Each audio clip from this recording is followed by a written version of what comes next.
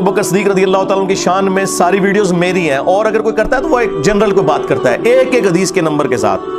اگر اس پلانٹ ارتھ پہ کسی اور نے سیدنا ابو بکر صدیق رضی اللہ تعالیٰ عنہ کی شان بیان کی ہے ایک ایک حدیث کا نمبر ڈسپلے کر کے، تو بتائیں میرے علاوہ۔ صحابہ کرام کا بھی تعارف ہم نہیں کروایا، آ کے آپ لوگوں نے صرف نام ہی سنے ہوئے تھے۔ تو آپ لوگوں کا یہ حال ہے کہ آپ تو حضرت ابو بکر صدیق رضی اللہ تعالیٰ عنہ کا وہ خطبہ ہی نہیں بیان کر سکتے جو انہوں نے رسول اللہ کی میت کے اوپر دیا۔ جاؤ، میرا چیلنج ہے حافظ صاحب، اپنے ممبر سے صحیح بخاری میں کم از کم 4 جگہ جو حضرت ابو بکر کا خطبہ آیا ہے نا رسول اللہ کے جنازے کے اوپر، وہ بیان کر کے بتاؤ۔ چلو، ٹائم قیامت تک ہے، ورڈ بائی ورڈ بیان کرنا ہے۔ عربی لنگوسٹک میں جو اس کا ترجمہ بنتا ہے نا وہ اپنی پبلک کو بتانا ہے۔ تمہاری پبلک تمہارے اوپر 295 سینہ نہ لگائے تو مجھے پکڑ لینا آ کے۔ جاؤ، قیامت تک کے لیے چیلنج ہے۔ آپ مجھے بتائیں کیا وہ بیان کر سکتا ہے خطبہ؟ Never, not at all. 4 جگہ آیا کہ جب رسول اللہ صلی اللہ علیہ وآلہ وسلم کی وفات ہوئی تو آپ صلی اللہ علیہ وآلہ وسلم کی میت مبارکہ حجرہ عائشہ میں رکھی ہوئی تھی۔ سیدنا ابو بکر داخل ہوئے، سر مبارک سے کفن کو ہٹایا، ماتھے پہ بوسہ دیا اور کہا یا رسول اللہ صلی اللہ علیہ وآلہ وسلم، اللہ تعالیٰ آپ پہ 2 موتیں جمع نہیں کرے گا۔ ایک موت تو آپ کو آنی تھی، وہ آ گئی، اب ہمیشہ کی زندگی آپ کے لیے آخرت کی۔ کیونکہ پیرلل میں حضرت عمر نے وہ تلوار اٹھائی ہوئی تھی کہ جو شخص یہ کہے گا کہ نبی الاسلام دنیا سے تشریف لے گئے ہیں تو میں اسے قتل کر دوں گا۔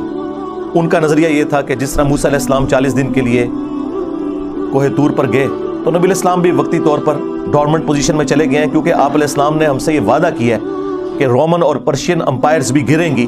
یہ کیسے ہو سکتا ہے کہ نبی الاسلام دنیا سے اپنا مشن پورا کیے بغیر چلے جائیں؟ وہ یہ سمجھتے تھے کہ یہ جو پیش گوئیاں آئیں گے رسول اللہ کی زندگی میں پوری ہوں گی، لیکن اگر یہ نبی الاسلام کی مبارک زندگی میں پوری ہوتی تو اس طرح کے انقلاب تو اور بھی کئی جنگجو لے کے آئے۔ نبی صلی اللہ علیہ وآلہ وسلم تو اللہ کے پیغمبر تھے اور اللہ تعالیٰ کی غیبی تائید تھی آپ علیہ السلام کے ساتھ کہ آپ کی وفات کے بعد ہزاروں لوگ مرتد ہو گئے جنہوں نے فتح مکہ کے موقع پر کلمہ پڑھا تھا۔ کیوں؟ کہ انہوں نے نبی علیہ السلام کو ایک جنگجو کے غلبے کے طور پر تسلیم کیا اور پیغمبر اسی وجہ سے مان لیا۔ اسی لیے قرآن میں آیا کہ یہ اعرابی لوگ کہتے ہیں کہ ہم ایمان لے کر آئے ہیں۔ اے نبی تم ان سے فرماؤ تم ایمان نہیں لائے ہو، اسلام لے کر آئے ہو، ایمان تو ابھی ان کے دلوں میں داخل ہی نہیں ہوا۔ اور وہ بات بالکل ٹھیک نکلی، ہزاروں لوگ مرتد ہو جائے، منکرین زکوٰۃ، مسلمہ کذاب کے ساتھ مل جانے والے لوگ، اور حضرت ابو بکر صدیق رضی اللہ تعالیٰ عنہ کا کانفیڈنس لیول یہ ہے کہ وہ ان کے ساتھ جہاد اور قتال کے لیے تیار ہے، اور اللہ تعالیٰ کی غیبی تائید کے لیڈر فوت ہو گیا ہے، اس کے ماننے والے ہزاروں لوگ اس دین کو چھوڑ کے چلے گئے ہیں۔ پھر بھی ایک مختصر سی جماعت نے نہ صرف ان مرتدین پہ غلبہ پایا بلکہ چند سالوں کے اندر رومنز اور پرشینز کو بھی گھٹنے ٹیکنے کے اوپر مجبور کر دیا۔ یہ وہ وعدہ تھا، والذی ارسل رسولہ بالہدی ودین الحق لیظہرہ علی الدین کلہ ولو کرہ المشرکون۔ وہی اللہ ہے جس نے اپنے پیغمبر صلی اللہ علیہ وآلہ وسلم کو الہدی یعنی قرآن کے ساتھ اور دین حق کے ساتھ مبعوث کیا تاکہ اس دین کو تمام ادیان پر غالب کر دے۔ بہرحال حضرت عمر کو غلطی لگی، وہ یہ سمجھتے تھے کہ نبی الاسلام خود یہ مشن مکمل کر کے جائیں گے، لیکن حضرت بکر صدیق رضی اللہ تعالیٰ عنہ نے اپنا کانفیڈنس لوز نہیں کیا۔ اس غم کے موقع پر بھی انہوں نے جرأت دکھائی، نبی الاسلام کی میت کو بوسہ دیا، حجرہ عائشہ سے باہر نکلے، ممبر پہ چڑھے اور لوگوں سے کہا کہ عمر کو اس کے حال پہ چھوڑ دو، تم میری طرف متوجہ ہو۔ ظاہر حضرت ابوبکر کا ایک مرتبہ صحابہ میں زیادہ تھا، لوگ حضرت عمر کو چھوڑ کے ان کی طرف متوجہ ہو گئے۔ پہلا جملہ جو سیدنا ابوبکر صدیق رضی اللہ تعالیٰ عنہ علیہ السلام نے بولا، جو بخاری میں کم از کم 4 جگہ آیا ہے، ممبر پہ چڑھ کے حمد و صلات کے بعد، وہ پاکستان کے قانون 295C میں صراحتاً گستاخانہ جملہ ہے ان کی ڈاکٹرن میں، اور ہماری ڈاکٹرن میں بالکل فٹ ان بیٹھتا ہے قرآن اور سنت کے اندر۔ الا من کان یعبد محمدا فان محمدا قد مات۔ آگاہ ہو جاؤ، جو کوئی بھی محمد کی عبادت کرتا تھا وہ جان لے کہ محمد مر چکے۔ فان محمدا قد مات، وصال شریف نہیں فرما گئے. وصال بھی اردو میں آتا ہے اور عربی میں بھی لفظ وصال یوز ہوتا ہے, لیکن یہ یوز نہیں کیا. ومن کان یعبد اللہ, اور جو کوئی اللہ کی عبادت کرتا تھا وہ جان لے